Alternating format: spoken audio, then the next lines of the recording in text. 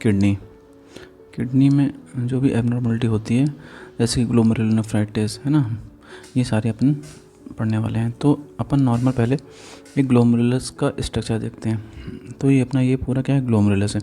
इसमें अपनी एक वेसल्स अंदर जाती है और एक वेसल्स बाहर जाती है। इसको अपन क्या बोलते हैं, एफरेंट, और इसको बोलते हैं अपन इफरेंट। उसके बाद ये पूरा कैपिलरी का लूप होता है ना, ये पूरा कैपिलरी का लूप होता है। बीच में अपने यूरिनरी स्पेस होता है और इन कैपिलरी और इन स्पेस में के बीच एक तुम्हारा अपना मेसेंजर्स होता है। ये अपनी रेड सेल्स होती हैं और ये तुम्हारा पीसीटी होता है, यानी कि प्रॉक्सिमल कन्वोल्यूटेड ट्यूबुल होता है। अब आते हैं अपन नॉर्मल स्ट्रक्चर देखते हैं। तो क्रॉस सेक्शनल एरिया में अपन जो देखते हैं, तो सबसे पहले अपन देखते हैं कि अंदर का एरिया, ठीक है, तुम्हारा ये पूरा अंदर का एरिया होता है जिसमें कि अपना एंडोथीलियम है, ये है ना, एंडोथीलियम में ब्लड वेसल्स है, ये अपनी आरबीसी में दिख रही है। तो एंडोथीलियल की जो इनर लेयर होती है ये कैसी होती है, फेनेस्ट्रेटेड होती है, इसलिए इसको क्या बोलते हैं अपन, फेनेस्ट्रेटेड एंडोथीलियम बोलते हैं। ठीक है, यहाँ से अपना जो भी मटेरियल जो भी अपना फिल्टर्ड होना रहता है, ये यहाँ से अपना बाहर जाता है। ठीक है, उसके बाद आते हैं तो नेक्स्ट एरिया अपना होता है, ये कौन सी एपिथेलियम होती है, ये अपनी एपिथेलियम होती है विसरल एपिथेलियल। जो भी ऑर्गन के पास होती है वो एपिथेलियम हमेशा ही विसरल एपिथेलियम होती है। तो ये विसरल एपिथेलियम से है ना, विसरल एपिथेलियम होती है, और विसरल एपिथेलियम से ही कुछ प्रोसेस नीचे की तरफ निकले हुए होते हैं। ठीक है, जो कि बेसमेंट मेम्ब्रेन से अटैच होते हैं। ये अपनी पूरी बेसमेंट मेम्ब्रेन है ना, तो बेसमेंट मेम्ब्रेन से अटैच होते हैं। तो जो भी ये प्रोसेस जो होते हैं, विसरल एपिथेलियम के प्रोसेस जो है बेसमेंट से अटैच होते हैं, इन प्रोसेस को अपन क्या बोलते हैं, फुट प्रोसेस। ठीक है, उसके बाहर अपन आते हैं तो अपने को एक और एपिथेलियम मिलती है, पैराइटल एपिथेलियम। ठीक है, तो इसको अपन क्या बोलते हैं, पैराइटल एपिथेलियम। नेक्स्ट डायग्राम में इलेक्ट्रॉन माइक्रोस्कोपी में देखते हैं, तो अपन अंदर से बाहर की तरफ चलते हैं। तो अपन ने देखा कि ये एंडोथीलियम है। ठीक है, ये पूरी एंडोथीलियम है, ये यहाँ पे फेनेस्ट्रेटेड एंडोथीलियम है। ये अपनी बेसमेंट मेम्ब्रेन है। बेसमेंट मेम्ब्रेन के 3 पार्ट होते हैं, है ना, इंटरना, डेंसा और एक्सटर्ना, 3 पार्ट होते हैं। ठीक है, लेमिना इंटरना, लेमिना डेंसा और लेमिना एक्सटर्ना पार्ट होते हैं। उसके बाद अपन और बाहर की तरफ जाते हैं, तो ये अपनी ये पूरी कौन सी, विसरल एपिथेलियम है ना, ये पूरी विसरल एपिथेलियम है। तो विसरल एपिथेलियम में कौन से प्रोसेस अपने पढ़ते हैं, फुट प्रोसेस होते हैं। तो ये पूरे फुट प्रोसेस अपने होते हैं, और ये पूरे फुट प्रोसेस होते हैं। और इनके बीच में जो स्लिट होती है उसको अपन क्या बोलते हैं, फिल्ट्रेशन स्लिट बोलते हैं। ठीक है, अब आते हैं ग्लोमेरुलोनेफ्राइटिस। तो एक्चुअली होता क्या है कि इन्फ्लामेशन ऑफ ग्लोमेरुलस का होता है, तो इसमें डायरेक्ट इन्फेक्शन हो सकता है। तो रिएक्शन इसमें होती हैं main immune complex mediate deposition होते हैं। तो कौन कौन सी होती हैं कि टाइप 2 हाइपर सेंसिटिव रिएक्शन होती है, टाइप 3 हाइपर सेंसिटिव रिएक्शन होती है, और टाइप 4 हाइपर सेंसिटिव रिएक्शन होती है। तो जो टाइप 2 हाइपर सेंसिटिव रिएक्शन होती है, इसमें होता क्या है कि जो अपनी ग्लोमेरुलर बेसमेंट मेम्ब्रेन है उसके अगेंस्ट एंटीबॉडी बनती है। ठीक है, तो उसमें भी जो स्पेसिफिक होता है कोलेजन 4 अल्फा 3 के लिए एंटीबॉडी बनती है। दूसरा होता है टाइप 3 हाइपर सेंसिटिविटी। इसमें होता है इम्यून कॉम्प्लेक्स का डिपोजिशन होता है। ठीक है, तो इम्यून कॉम्प्लेक्स का डिपोजिशन हो या फिर तुम्हारा कोई एंटीबॉडी बने, फाइनली क्या करते हैं, एक्टिवेट करते हैं किसी कॉम्प्लीमेंट को। तो पहले C3 एक्टिवेट होता है, उसके बाद तुम्हारा C5 एक्टिवेट होता है। जब C5 एक्टिवेट होता है तो ये इन्फ्लामेटरी डैमेज करवाते हैं किसके थ्रू, न्यूट्रोफिल्स के थ्रू ग्लोमेरुलस में। और फाइनली तुम्हारा जिसके कारण के मेसेंजम जो है तो वो एक्टिवेट होता है और प्रोलिफरेट कर देता है, जिसके कारण उधर पे एक्स्ट्रा सेलुलर मैट्रिक्स का डिपोजिशन हो जाता है। टाइप 4 हाइपर सेंसिटिव होता क्या है कि ये टी सेल मीडिएट रिएक्शन होती है। ठीक है, टी सेल मीडिएट रिएक्शन होती है, और इसके बाद ये डायरेक्टली किसको एक्टिवेट करती है, इन्फ्लामेटरी डैमेज करवाती है ग्लोमेरुलस का, और फाइनली फिर वही मैसेंजर का एक्टिवेशन होता है और कोई भी डिपोजिशन होता है। नेक्स्ट आते हैं अपन, जैसे कि अपन ने देख लिया कि नॉर्मली क्या होता है, ये अपना ब्लड है ना, ये जैसे अपना ये ब्लड है ना, तो कुछ एंटीबॉडी किसी एंटीजन के अगेंस्ट सर्कुलेशन में ही बन जाती हैं और वो आके अपनी क्या किडनी में डिपॉजिट होती है। तो उन एंटीबॉडी के उन इम्यून कॉम्प्लेक्स को अपन क्या बोलते हैं, सर्कुलेटिंग इम्यून कॉम्प्लेक्स। कुछ होती हैं जो डायरेक्ट ग्लोमेरुलर बेसमेंट मेम्ब्रेन के अगेंस्ट बनती है, और कुछ हमारा ह्यूमन का मतलब ये होता है कि रैट या चूहे में कुछ ऐसा इंड्यूस किया गया जिसके लिए उसकी बॉडी ही एंटीबॉडी बनाती है और इम्यून कॉम्प्लेक्स डिपॉजिट होता है। तो जो सर्कुलेटिंग इम्यून कॉम्प्लेक्स डिपोजिशन है, इसमें अपन ये देख रहे हैं कि नॉर्मली अपनी ये क्या फेनेस्टेड एंडोथेलियम है ना, तो फेनेस्टेड एंडोथेलियम ये अपना डिपोजिशन मिलता है, तो इसको अपन क्या बोलते हैं कि ये कौन सा सब एंडोथेलियल डिपोजिट होता है, ठीक है। और ये डिपोजिट ग्रेनुलर डिपोजिट होता है। दूसरा होता है इन सीटू, एक तो सर्कुलेटिंग होता है मतलब सर्कुलेशन में ही बना है, दूसरा इन सीटू वहीं की ग्लोमेरुलर बेसमेंट मेम्ब्रेन के अगेंस्ट बना है, तो एंटीजीबीएम हो सकता है। ये एंडोथेलियम है अपने, है ना, ये एंडोथेलियम है, ये एंडोथेलियम है, और ये पूरा देखो बेसमेंट मेम्ब्रेन है, तो इस बेसमेंट मेम्ब्रेन के अलॉन्ग ये सारी इम्यून कॉम्प्लेक्स डिपोजिट हो गए हैं, ठीक है। तो इसमें डिपोजिशन कैसा होता है, लीनियर डिपोजिशन होता है, ठीक है, लीनियर डिपोजिशन होता है। तीसरा होता है इसमें भी तुम्हारा ये पूरी कौन सी अपनी एपिथेलिया होती है, इसको कौन सी एपिथेलियम बोलते हैं अपन, विसरल एपिथेलियम। तो विसरल एपिथेलियम यदि डिपोजिट हो रहा है तो इसको अपन क्या बोलते हैं, सब एपिथेलियल डिपोजिट हुआ है, ठीक है। ओके, अब ये आती है ग्लोमेरुलर बेसमेंट मेम्ब्रेन है। नॉर्मल जो ग्लोमेरुलर बेसमेंट मेम्ब्रेन कौन सी, नेगेटिव चार्ज होती है, ठीक है, नेगेटिव चार्ज होती है।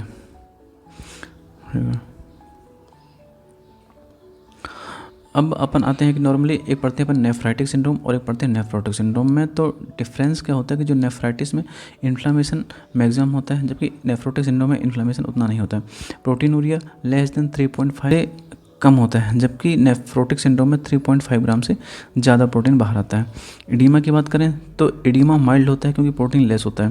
प्रोटीनूरिया और तुम्हारा क्या होता है, रास इसमें एक्टिवेट होता है, जबकि इसमें सीवियर प्रोटीनूरिया होता है, ठीक है। तो एडीमा भी सीवियर ही होता है। हाइपर सेंसिटिविटी इसमें सीवियर होती है, हाइपर सेंसिटिविटी इसमें सीवियर होती है, जबकि इसमें तुम्हारी माइल्ड होती है। हिमेचूरिया नेफ्राइटिक सिंड्रोम में हिमेचूरिया ज़्यादा होता है, ठीक है, बिकॉज ऑफ न्यूट्रोफिल के कारण होता है, जबकि इसमें ठीक है नॉर्मली होता है। यूरेमिया इसमें ज़्यादा होता है और इसमें नॉर्मल होते हैं। अब एग्जांपल आते हैं अपन, तो जो नेफ्राइटिक सिंड्रोम के एग्जांपल होते हैं उसमें अपन देख सकते हैं post streptococcus glomerulonephritis most common child में होता है।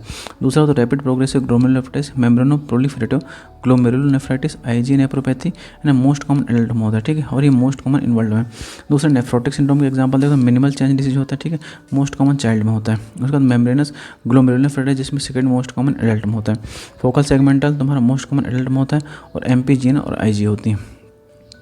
तो अपन सबसे पहले पढ़ते हैं नेफ्राइटिक सिंड्रोम। तो नेफ्राइटिक सिंड्रोम में अपन पढ़ते हैं पोस्ट स्ट्रेप्टोकोकस ग्लोमेरुलोनेफ्राइटिस। तो इसकी इटियोलॉजी होती है यदि किसी ग्रुप ए बीटा हेमोलिटिक है ना स्ट्रेप्टोकोकस का जो कि स्ट्रेन 12, 4 और 1 होते हैं ना, इनका तुम्हारा इन्फेक्शन हुआ तो एज मोस्ट कॉमन एज होती है 5 to 15 ईयर्स और एज होता है। क्लिनिकल फीचर की बात करें तो पेशेंट को 7 से 21 दिन के बाद है ना, जैसे उसको सोर थ्रोट हुआ या फिर उसको कोई पायोडर्मा इन्फेक्शन हुआ तो हेमेचूरिया उसको होने लगता है 7 से 21वें दिन में। तो इसका इंडिकेशन लगता है कि अपने को हाँ क्लिनिकल सिम्टम है।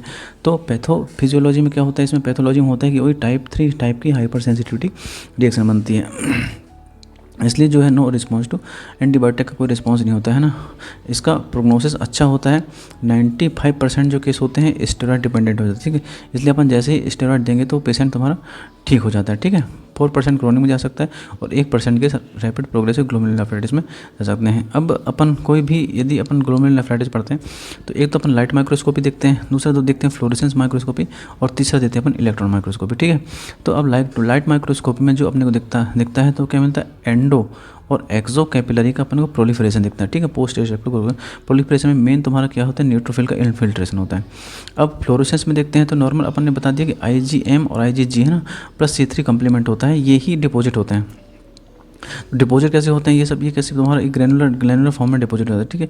अभी अपन ने पढ़ा ग्लोमेरुलर जो भी ग्रेनुलर फॉर्म में डिपॉजिट हो जाते हैं। उसके बाद आते हैं अपन को इलेक्ट्रॉन माइक्रोस्कोपी में देखते हैं तो सब एपिथेलियल हम्प मिलता है। कौन सा एपिथेलियल, सब एपिथेलियल हम्प होता है। एपिथेलियल मतलब विसरल एपिथेलियल होती है, उसके नीचे यदि डिपॉजिट हुआ तो सब एपिथेलियल होता है। और डिपॉजिट कैसा होता है, ग्रेनुलर डिपॉजिशन में। तो दो चीज़ अपन ने देखी है ना, यदि एक तो सब एपिथेलियल डिपॉजिट होता है तो अपने को ग्रेनुलर मिलता है ना, ग्रेनुलर मिलता है, या फिर सब एंडोथेलियल डिपॉजिट होता है तब भी अपन को क्या मिलता है, ग्रेनुलर डिपॉजिट मिलता है, ठीक है। लेकिन यदि इंटरमेम्ब्रेनस होता है तो अपने को क्या लीनियर डिपॉजिट मिलता है। तो अब इसकी अब देखते हैं अपन कि नॉर्मल माइक्रोस्कोप, ये अपना नॉर्मल ग्लोमेरुलस, ठीक है, नॉर्मल ग्लोमेरुलस है। अब यहाँ अपन देख रहे हैं कि ये बहुत सारी अपने को क्या गई, ये तुम्हारी बहुत सारा प्रोलिफरेशन हो हाइपर सेलुलर अपने को है ना, कि ग्लोमेरुलर तुमको हाइपर सेलुलर दिख रहा है, ठीक है। इन्फ्लामेटरी सेल्स आ गई है अपने इसमें। इलेक्ट्रॉन माइक्रोस्कोपी में देखते हैं तो अपना ये है ना, ये पूरी कौन सी है, विसरल एपिथेलियल, ठीक है, ये पूरी कौन सी विसरल एपिथेलियल है। तो सब एपिथेलियल डिपॉजिट हुआ है ना, ठीक है, सब एपिथेलियल डिपॉजिट हुआ है, ठीक है, सब एपिथेलियल डिपॉजिट। इसमें तुम्हारा कम्प्लीमेंट C3 डिपॉजिट हुआ है, ठीक है, इसमें अपन को कम्प्लीमेंट C3 डिपॉजिट हुआ है। तो ये अपना क्या हो गया, एक्यूट है ना, एक्यूट प्रोलिफरेटिव ग्लोमेरुलोनेफ्राइटिस या पोस्ट स्ट्रेप्टोकोकस ग्लोमेरुलोनेफ्राइटिस। उसके बाद आते हैं अपन रैपिड प्रोग्रेसिव ग्लोमेरुलोनेफ्राइटिस में। तो rapid progressive to acute renal failure है ना, यदि रैपिड प्रोग्रेशन टू, यदि कोई भी अपनी ग्लोमेरुलर डिसीज है, यदि एकदम से वो रीनल फेल्योर में चली जाती है 1 हफ्ते के 4 हफ्ते के अंदर ही, मतलब 1 महीने के अंदर ही, तो अपन को उसको rapid progressive glomerular nephritis. Characteristic इसका क्या है कि अपन जब माइक्रोस्कोपी करते हैं तो अपन को क्या क्रिसेंट फॉर्म में, तो क्लासिफिकेशन की बात करें तो इसको 3 फॉर्म में क्लासिफिकेशन किया है, ठीक है। तो 3 फॉर्म में क्लासिफिकेशन किया है। एक तो हमारा पहला है जिसमें कि तुम्हारा आता है मैकेनिज्म क्या, anti glomerular basement membrane antibody बनती है। जैसे कि हमारा एटियोलॉजी कौन सी होती है, गुड पाचर सिंड्रोम होता है, और इसमें तुम्हारा कौन सा लीनियर डिपॉजिट होता है। तो अपन ने जब भी बताया जीबीएम में तुम्हारा जब भी डिपॉजिट होगा वो मैक्सिमम टाइम लीनियर डिपोजिशन होता है। उसके बाद तुम्हारा इम्यून कॉम्प्लेक्स डिपोजिशन होता है, एमपीजीएन, एमजीएन है ना, आईजीएन एप्रोपैथी, एसएलई, पीएसजीएन, आईई और एचएसपी है ना, इन्फेक्टिव एंडोकार्डाइटिस और हिनोक्सिलिन परपुरा। इसमें तुम्हारा क्या ग्रैनुलर डिपॉजिट होता है। तो अपन ने क्या सब एंडोथेलियल, सब एपोथेलियल, सब एपिथेलियल डिपॉजिट, ग्रैनुलर डिपॉजिट होते हैं। उसके बाद पॉसी इम्यून में आते हैं तो चोर्गस्टॉफ सिंड्रोम होता है ना, माइक्रोस्कोपिक पॉलीएंजाइटिस होता है और वैगनर ग्रैनुलोमेटोसिस होता है। अब इसमें अपन नॉर्मली क्या देखते हैं कि अपन ग्रॉस का फीचर देखते हैं, ठीक है। जब ग्रॉस फीचर देखते हैं रैपिड प्रोग्रेसिव ग्लोमेरुलर नेफ्राइटिस में, तो किडनी कैसी मिलती है, फ्लियाबिटिन किडनी मिलती है, ठीक है। तो फ्लियाबिटिन किडनी अपने को और कहाँ कहाँ मिलती है, तो RSM याद रखना। तो RSM मतलब आरबीजी मिलती है ना, सब एक्यूट बैक्टीरियल एंडोकार्डाइटिस मिलती है और मैलिग्नेंट हाइपरटेंशन मिलती है। तो क्रिसेंट बनने के कारण नॉर्मली तुम्हारा क्या जो ग्लोमेरुलस फिल्ट्रेट होता है ना, GFR तुम्हारा कम हो जाता है और पेशेंट एक्यूट रीनल फेल्योर में चला जाता है। और जितने ज़्यादा अपने को क्रिसेंट मिलेंगे है ना, जितने ज़्यादा क्रिसेंट मिलेंगे उतना ज़्यादा ही उसका पुअर प्रोग्नोसिस होगा। माइक्रोस्कोपी की बात करें तो ये पूरा क्या क्रिसेंट फॉर्मेशन होता है ना, क्रिसेंट फॉर्मेशन। तो जो इस क्रिसेंट फॉर्मेशन में 3 चीज़ होती हैं।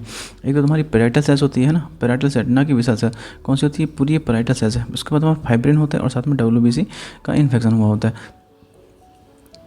तो ये अपने को ये मिलता है ना, तो ये पूरा क्रिसेंट फॉर्मेशन होता है। ये इधर से ये पूरा क्रिसेंट फॉर्मेशन है ना, तो ये माइक्रोस्कोपी में अपने को क्रिसेंट फॉर्मेशन देखने को मिलता है। ओके, तो इलेक्ट्रॉन माइक्रोस्कोपी में क्या होता है, जो ग्लोमेरुलर बेसमेंट मेम्ब्रेन उसका क्या हो जाता है, रप्चर हो जाता है, ठीक है। अब नेक्स्ट होता है IG nephropathy method. IG nephropathy को अपन दूसरा नाम भी क्या बोलते हैं, बर्जर डिसीज है। तो एडल्ट में मोस्ट कॉमन तुम्हारा ग्लोमेरुलर नेफ्राइटिस कौन सी है, और वर्ल्ड में भी है ना, ये तुम्हारी कौन सी है, IG nephropathy. Most common cause तुम्हारा जो ग्रॉस हेमेचूरिया का यही होता है। क्लिनिकल फीचर में तुम्हारा क्या होता है कि 1 से 2 दिन के अंदर है ना, 1 से 2 दिन के अंदर ही तुम्हारा हेमेचूरिया होगी यदि उसको सोर थ्रोट हुआ, मतलब सोर थ्रोट होने के 1 से 2 दिन के अंदर ही उसको ग्रॉस हेमेचूरिया होने लगता है, ठीक है। अब नॉर्मली इसमें IgA का लेवल बढ़ा हुआ मिलता है, ठीक है। जो क्या करता है, यदि IgA का लेवल बढ़ा हुआ है तो नॉर्मली क्या करता है, अल्टरनेट कम्प्लीमेंट पाथवे को एक्टिवेट कर देता है, जो कि तुम्हारा C3 IgA को एक्टिवेट करते हैं, जो कि डिपॉजिट होते हैं कहाँ जाके, मैसेंजर में डिपॉजिट हो जाते हैं। तो जैसे मैसेंजर में डिपॉजिट, तो मैसेंजर क्या करने लगता है, प्रोलिफरेशन करने लगता है, साथ में हेमेचूरिया और प्रोटीनूरिया मिलने लगता है, ठीक है। दूसरे कॉज भी हो सकते हैं, यदि किसी को सीवियर लीवर डिसीज या फिर सीलियक डिसीज हो सकती है, ठीक है। उसके बाद आते हैं किडनी में जब बायोप्सी करते हैं तो लाइट माइक्रोस्कोपी देखते हैं अपन है ना, फ्लोरोसेंट तुम्हारा और इलेक्ट्रॉन माइक्रोस्कोपी देखते हैं। तो नॉर्मली अपन ने देखा कि लाइट माइक्रोस्कोपी में मैसेंजर का प्रोलिफरेशन मिलता है, ठीक है। IgA है तो IgA और साथ में C3 का डिपॉजिट मिलता है, ठीक है। इलेक्ट्रॉन माइक्रोस्कोपी में अपन को डेंस डिपॉजिट मिलता है, ठीक है, इन तुम्हारे मैसेंजियम। तो सारे मैसेंजियम में अपने को क्या, ये पूरा मैसेंजियम में अपने को डेंस डिपॉजिट है ना, ये सारे अपने को मैसेंजियम में अपने को डेंस डिपॉजिट मिलने लगता है, ठीक है। सारा मैसेंजर में अपन को डेंस डिपॉजिट मिलने लगता है, ठीक है, डेंस डिपॉजिट मिलने लगता है, ठीक है, ठीक है। उसके बाद नेक्स्ट होता है अपना मेम्ब्रेनो प्रोलिफरेटिव ग्लोमेरुलर नेफ्राइटिस, ठीक है। तो मेम्ब्रेनो, तो इसको अपन के मेसेंजियो कैपिलरी ग्लोमेरुलर नेफ्राइटिस बोलते हैं। इटियोलॉजी प्राइमरी हो सकती है और सेकेंडरी हो सकती है। तो सेकेंडरी तुम्हारा हेपेटाइटिस C वायरस का इन्फेक्शन हुआ, साथ में क्रायोग्लोबिनेमिया हो, ठीक है। तो हेपेटाइटिस B वायरस, HIV और CLL, ये कोई भी डिसीज हो सकती है। उसके बाद आते हैं जो मेम्ब्रेनो प्रोलिफरेटिव ग्लोमेरुलर नेफ्राइटिस होती है, वो 2 टाइप की होती है, ठीक है। एक तुम्हारा क्लासिकल होती है, साथ में अल्टरनेट पाथवे एक्टिवेट होते हैं, जबकि सारे कंप्लीमेंट लो होते हैं। लो क्यों होते हैं, क्योंकि तुम्हारा सारे जो है पाथवे एक्टिवेट होंगे तो यूज होते हैं, तो कंप्लीमेंट पाथवे तुम्हारे लो होंगे। इसका प्रोग्नोसिस तुम्हारा कैसा होता है, बहुत ही पुअर होता है, ठीक है, टाइप 1 का। जबकि तुम्हारा दूसरे वाले का तो वर्ष ही प्रोग्नोसिस होता है। तो इसमें अपने को नॉर्मली मिलता क्या है, proliferation of the glomerulus basement membrane का प्रोलिफरेशन मिलता है और मैसेंजर कैपिलरी का, ठीक है।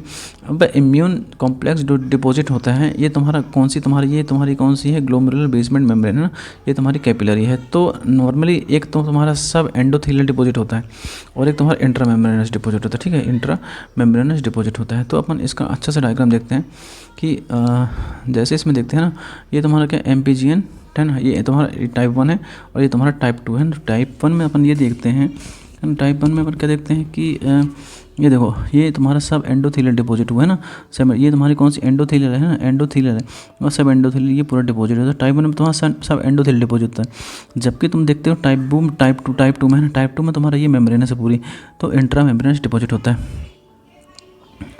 और इसकी बात करें अपन है ना, तो टाइप 1 इसमें इलेक्ट्रॉन माइक्रोस्कोपी में भी अपन देखते हैं कि तुम्हारा क्या हो सकता है कि है ना, ये पूरा कहाँ पे, ये पूरा तुम्हारा ये पूरा है ना, ये पूरा डिपॉजिट हुआ, ठीक है, ये पूरा डिपॉजिट हुआ, ये तुम्हारा पूरा डिपॉजिट हुआ है, मतलब कि सब एंडोथेलियल डिपोजिशन मिलता है, जबकि इसमें पूरा इंट्रा मेम्ब्रेनस डिपोजिशन मिलता है अपने को। ओके उसके बाद अपन आते हैं नेफ्रोटिक सिंड्रोम में। तो जो नेफ्रोटिक सिंड्रोम में मतलब 3.5 ग्राम पर डे है ना, पर डे से यदि ज़्यादा प्रोटीन निकल रहा है तो उसको नेफ्रोटिक सिंड्रोम में बोलते हैं। तो पहले तुम्हारा फर्स्ट प्रोटीन एल्बुमिन निकलता है ना, जिसमें कि मॉलिक्यूलर वेट तुम्हारा 70 किलो डालर होता है। ट्रांसफेरिन निकल सकता है आयरन डिफिशिएंसी में। विटामिन डी है ना, बाइंडिंग प्रोटीन विटामिन डी का लॉस हो सकता है। थायरोग्लोबुलिन तुम्हारा हाइपोथायराइडिज्म और प्रोटीन CH तुम्हारा थ्रोम्बोसिस करवा सकता है। तो लीवर जो तुम्हारा नॉर्मल क्या होता है, जो liver break through free fatty acid है ना, फ्री फैटी एसिड को ब्रेक करता है, हाइपर लिपिडेमिया करता है और साथ में तुमको क्या मिलता है, फैटी कास्ट, क्योंकि लिपिडूरिया हो रहा है।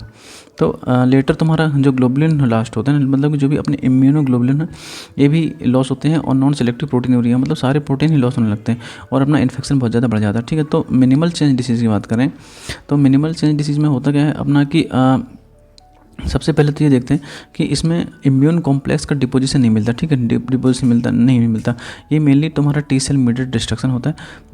मोस्ट कॉमन एज प्रेजेंटेशन 2 से 6 साल के बच्चों में ही मिलता है। प्रोग्नोसिस इसका एक्सीलेंट है, एक्सीलेंट। ठीक, और 99% केस तुम्हारा कैसे रिकवर हो जाते हैं, 1% केसेस क्रोनिक में कन्वर्ट होते हैं। तो लाइट माइक्रोस्कोपी में इसको कुछ नहीं मिलता, फ्लोरेसेंट माइक्रोस्कोपी में, इलेक्ट्रॉन माइक्रोस्कोपी में जो भी अपने ये फूड प्रोसेस है ना, ये फूड प्रोसेस का इनका इफेसमेंट हो जाता है। ठीक है, तो इफेसमेंट ऑफ फूड प्रोसेस मिलता है, इसी को अपन क्या बोलते हैं, पोर्टोसाइटोपैथी मिलता है। ठीक है, तो अपन ये देखते हैं कि इफेसमेंट, ये तुम्हारा लाइट माइक्रोस्कोपी अपने को कुछ देखने को नहीं मिल रहा, लेकिन अपन जब इलेक्ट्रॉन माइक्रोस्कोपी करते हैं तो अपन को क्या effacement of the food process देखने को मिलता है। ठीक है, नेक्स्ट होता है मेम्ब्रेनस ग्लोमेरुलोनेफ्राइटिस। इसमें क्या होता है, थिकनिंग मिलती है किसकी, बेसमेंट मेम्ब्रेन की, और पूरी थिकनिंग मिलती है, डिफ्यूज थिकनिंग मिलती है, और साथ में सब इपोथेलियल डिपोजिशन मिलता है इम्यून कॉम्प्लेक्स का। तो इटियोलॉजी इसमें तुम्हारा वही है कि primary anti phospholipase A2 receptor के लिए एंटीबॉडी बनती है। ठीक है, और सेकेंडरी ऑटोइम्यून इन्फेक्शन और डैमेज हो सकता है, और मेलिग्नेंसी और साथ में इन्फेक्शन का मतलब लेप्रोसिस हो सकती है। तो लाइट माइक्रोस्कोपी की बात करें तो अपनी ये पूरी ग्लोमेरुलर बेसमेंट मेम्ब्रेन की डिपोजिशन मिलती है कैसी, एकदम डिफ्यूज थिकनिंग मिलती है, और साथ में अपने को क्या मिलता है, सब है ना, सब इपिथेलियल, ये तुम्हारा क्या इपिथेलियल, तो क्या मिलता है, सब इपिथेलियल डिपोजिशन मिलता है। ठीक है, सब इपिथेलियल डिपोजिशन मिलता है, ग्रेनुलर डिपोजिशन मिलता है, और साथ में है ना सब इपिथेलियल का डिपोजिशन मिलता है, और कुल मिला के पोर्टोसाइटोपैथी होती है। ठीक है, फोकल सेगमेंटल ग्लोमेरुलोनेफ्राइटिस की बात करें है ना, फोकल सेगमेंटल ग्लोमेरुलोस्क्लेरोसिस की बात करें अपन तो ये एटियोलॉजी तुम्हारा प्राइमरी हो सकती है और सेकेंडरी हो सकती है। सेकंड का मतलब होता है कि रिफ्लेक्स नेफ्रोपैथी हो सकती है, जो कि most common cause of the focal segmental का हो सकता है। हाइपरटेंशन हो सकता है, IV ड्रग अब्यूज हो सकता है, सिकल सेल पेशेंट हो सकता है, मैसिव ओबेसिटी, और तुम्हारा पोस्ट रीनल सर्जरी हो सकती है। तो अपन देख सकते हैं कि ये पूरा अपने को फोकल एरिया मिलता है ना, फोकल एरिया अपने को इन्वॉल्व मिल रहा है ना, ये फोकल एरिया इन्वॉल्व मिल रहा है अपने को।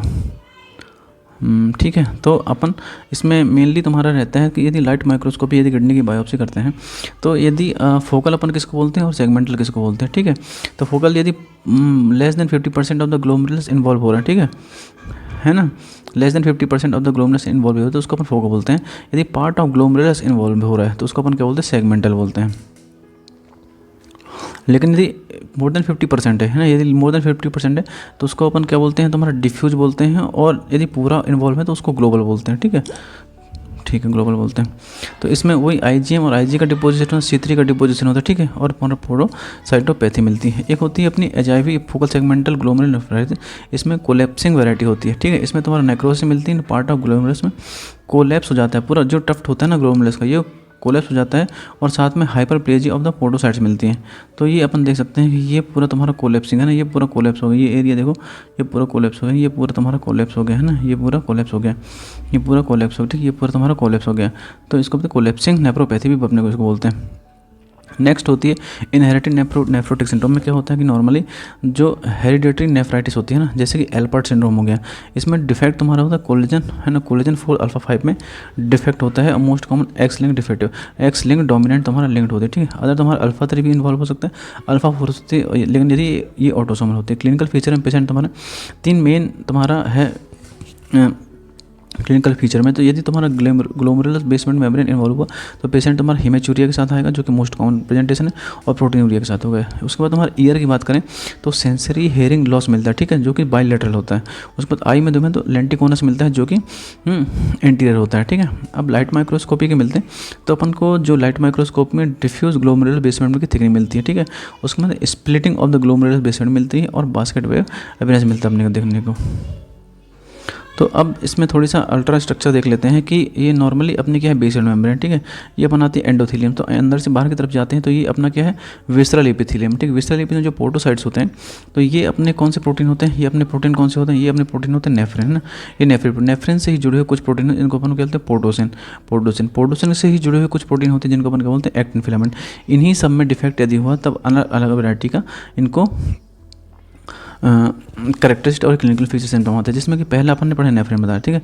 तो नेफ्रिन तुम्हारा मोस्ट कॉमन डिफेक्ट होता है ना, और गुड प्रोग्नोसिस होता है, और इसको अपन फिनिश टाइप की नेफ्रोपैथी बोलते हैं। इसमें जो जीन इन्वॉल्व होता है NPHS1 इन्वॉल्व होता है, और क्रोमोसोमल जो है 19 और ऑटोसोमल रिसेसिव होता है। उसमें क्लिनिकल फीचर की बात करें तो इसमें तुम्हारा नॉर्मली क्या होता है स्टेरॉइड से पार्सली सेंसिटिव होता है, ठीक है, पार्सली सेंसिटिव होता है। और बायोप्सी यदि करते हैं तो मिनिमल चेंज डिसीज कि जैसा अपने को रीनल की बायोप्सी देखने को मिलती है। पोर्टोसिन मतलब होता है NPHS2 बोलते हैं इसको।